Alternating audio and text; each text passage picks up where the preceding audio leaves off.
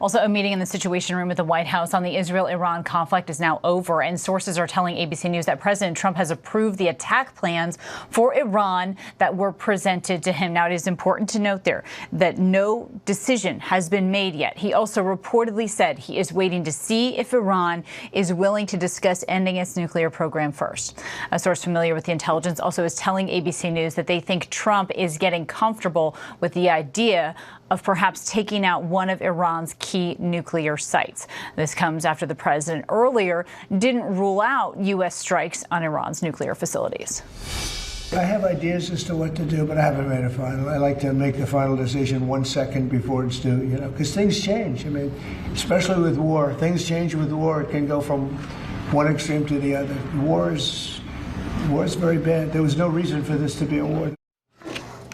Well, this comes as Iran's supreme leader warns that if the U.S. joins Israel's military campaign, it will be met with a forceful response. Meanwhile, there's new video obtained by ABC News that shows the U.S. Army air defense system used in Israel yesterday to intercept Iranian ballistic missiles. And for more, I want to bring in our ABC News senior White House correspondent Selena Wang, ABC News senior Pentagon reporter Louis Martinez, and retired Army Colonel Seth Crumrick. Thank you all for being here with us. And look, first of all, Selena, the meeting in the Situation Room is over. We don't have a full readout yet, but what are the details you can share?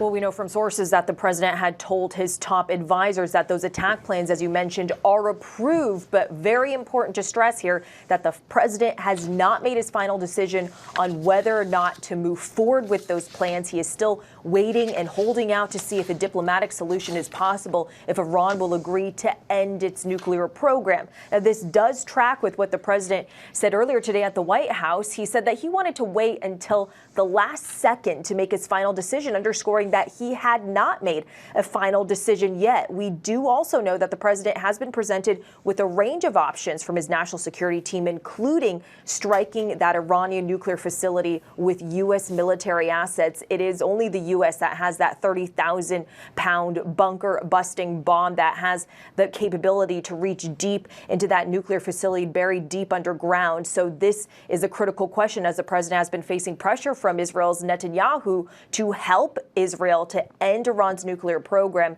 militarily. But on the other hand, the president also wanting to end this diplomatically. He had said for days that he was holding out hope that this could be resolved peacefully. These next few days are going to be absolutely critical to see if a diplomatic resolution is still feasible.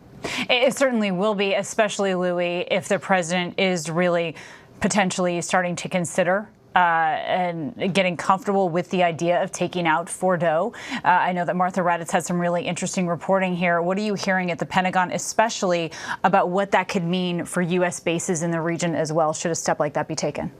No, that's exactly right, Kay. Now, this option of striking at Fordo is actually the most likely to lead to an Iranian retaliation against U.S. bases in the region. So it is the option that carries the most risk. And so when you make a decision like that, you have to weigh the potential risk of Iranian retaliation against these bases. So what we have been constantly hearing for the last week or so is that the United States military in the region has been postured to defend against any potential Iranian attack against those bases, those personnel.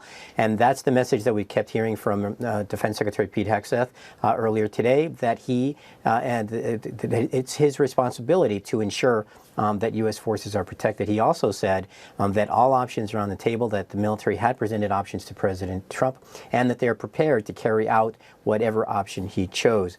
Again, the latest reporting indicates where this is trending, but we have to take the president at his word when he says no final decisions yet. No final decision has been made, but Colonel Crumrick, as you're analyzing all of this, a U.S. strike inside Iran or even U.S. assistance on a strike inside Iran would be an extraordinary step. It would be absolutely extraordinary for sure. You know, we're seeing this escalating strategic messaging. It started with the carrier strike groups coming in, the refuelers coming in. Now we've got the National Security Committee coming out after the meeting and saying, look, we've approved the plans. And this is President Trump. He is specifically messaging the leadership in Iran and saying, you're running out of time and I'm giving you time to off-ramp this.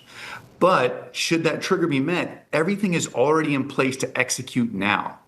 So that once the president says go, everything, we've got planes flying, we've got bombs ready to go, and then all of those U.S. bases in the region are prepared, just like the Secretary of Defense said, for what's coming next. And that's really interesting that you brought that up, because you can also see this, right, as a bit of a war of words. Colonel, don't you think, if we're hearing that the president is saying this, but also waiting to see if Iran would be willing to discuss ending their nuclear program first? Absolutely. This is who's going to blink first. Make no mistake. You have the Ayatollah saying, we are not going to surrender. He's digging in his position with the ultimate goal of survival. And we have President Trump and the Israelis saying, you have to come back to the table or things are only going to get worse for your situation.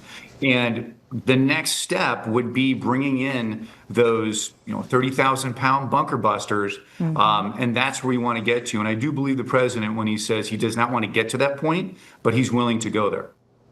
And as you're hearing the potential of willing to go there, Louis, does that sort of take off the map here some of these other things that you and I have discussed in terms of how the United States could contribute, could help Israel without crossing that red line, things like escorting fighter jets?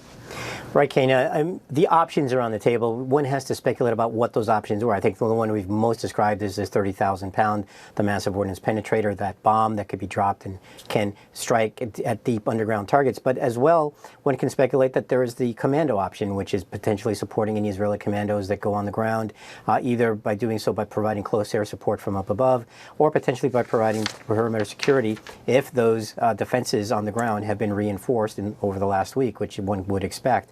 But again, there's a whole variety of options that are presented to a president in a situation like this. They range from the least risky to the riskiest. And it has been described to me that that option of dropping the massive ordnance penetrator is the riskiest, because not just of the potential of retaliation against the U.S. forces, but then what happens next? Does this involve the United States in a conflict that is right now only between Israel and Iran? Right, and how would Iran use their proxies in the aftermath as well? Selena, Louis, Colonel Crumrick, thank you all for being here with us.